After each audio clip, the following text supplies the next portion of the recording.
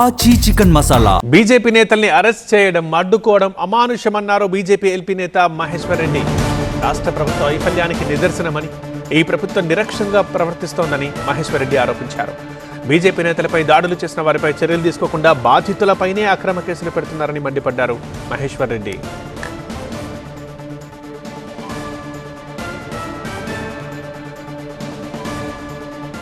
కామారెడ్డిలో వెళ్ళి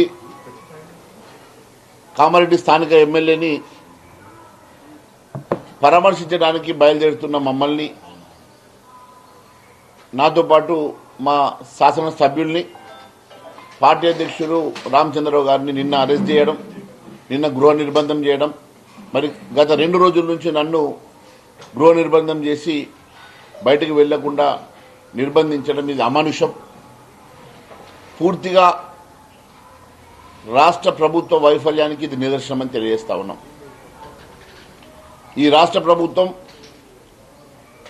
నిరంకుశ పాలనతో గత ప్రభుత్వం చేసినటువంటి నిరంకుశ పాలనను వీళ్ళు కొనసాగిస్తూ అరాచకమైనటువంటి పాలన సాగిస్తూ ఉన్నారు. పాలన చేతగానటువంటి ముఖ్యమంత్రి రేవంత్ రెడ్డి గారు, ఇచ్చిన హామీని నెరవేర్చని రేవంత్ రెడ్డి గారు ఈరోజు పూర్తిగా అరాచకమైనటువంటి పాలన కొనసాగిస్తూ ఉన్నారు.